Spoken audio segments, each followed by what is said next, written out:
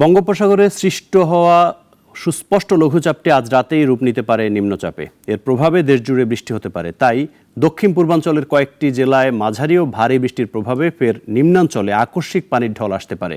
এরই মধ্যে কক্সবাজারে পাহাড় ধসে মা ও দুই কন্যা সহ প্রাণ হারিয়েছেন 6 জন। বিস্তারিত আনোয়ার হোসেনের রিপোর্টে।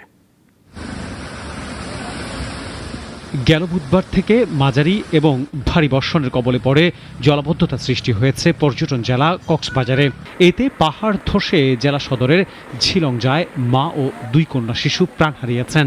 পাশের ঘরে থাকায় প্রাণে বেঁচে যান শিশু দুটির বাবা মিজান। যে হারে বৃষ্টি হচ্ছে কক্সবাজারে এরকম বৃষ্টি আমার বয়সে দেখিনি।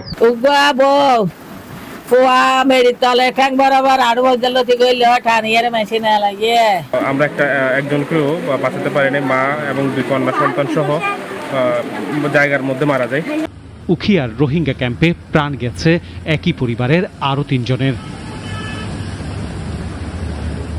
আবহাওয়া অফিস বলছে বঙ্গোপসাগরে সৃষ্ট লঘুচাপটি আজই রূপ নেবে নিম্নচাপে।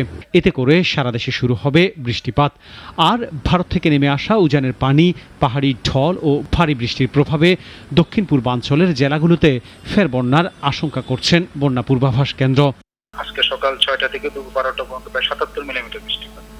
প্রচুর পরিমাণে বৃষ্টিপাত হচ্ছে আমাদের, বিশেষ করে চিটাগাং ডিভিশনে, এবং এর সাথে বরিশাল এবং খুলনাতে সামান্য পরিমাণে বৃষ্টি হচ্ছে। তো এই বৃষ্টিটা আজকেও থাকতে পারে এবং কালকে হয়তো বা কন্টিনিউ করতে পারে, তবে কালকে থেকে কিছুটা কমে আসবে। এদিকে আবহাওয়া অধিদপ্তর কক্সবাজার কার্যালয় বলছে গেল 24 ঘন্টায় 378 মিলিমিটার বৃষ্টিপাত রেকর্ড করা হয়েছে জেলাটিতে, যা চলতি মৌসুমে একদিনে সর্বোচ্চ রেকর্ড।